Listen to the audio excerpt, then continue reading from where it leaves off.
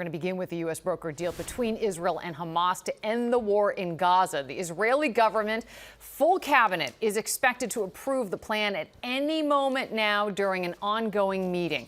And earlier today, President Trump, who was the first to announce the deal, celebrated during his own cabinet meeting. Now, under the plan, all hostages in Hamas captivity, living and dead, will be released in exchange for the release of some Palestinian prisoners and a partial withdrawal of Israeli troops from the region. Still, a lot of uncertainty as so many from around the world watch and hope this deal holds up. Eyewitness News reporter Lauren Glassberg is live in the newsroom with what comes next. Lauren.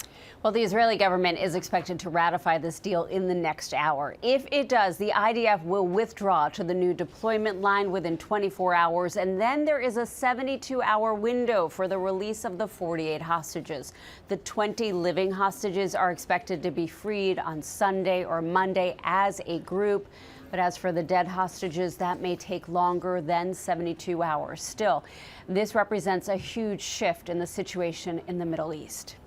It's something that nobody thought was possible, and we're going to end up having peace in the Middle East. Who would have thought? At a cabinet meeting today, President Trump marveled at the remarkable turn of events in the past 2 weeks. His Secretary of State saying the peace agreement between Hamas and Israel began to fall into place during the UN General Assembly meeting when the president got a coalition of Arab countries to get behind the plan.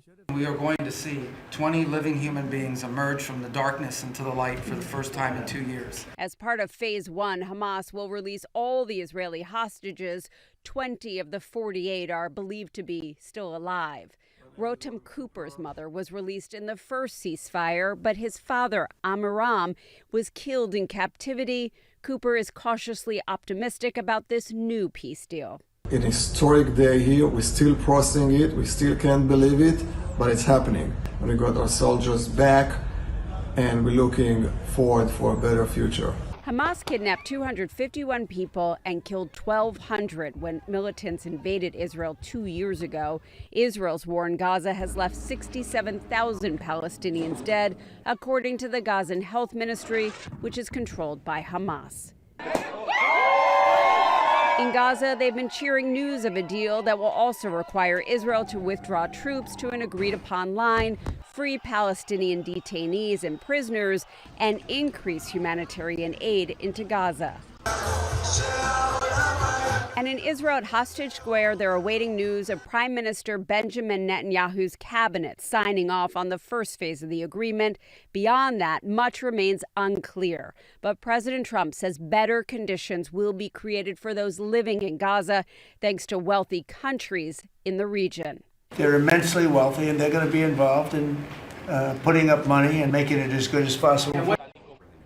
In addition to the Israeli cabinet vote expected any time now, we understand that U.S. Special Envoy Steve Witkoff and Jared Kushner, the president's son-in-law, met with the Israeli Prime Minister Benjamin Netanyahu within the last hour. President Trump also says that he has been invited to speak to the Knesset, the Israeli parliament, and he would like to do so. He is planning a visit to Israel next week.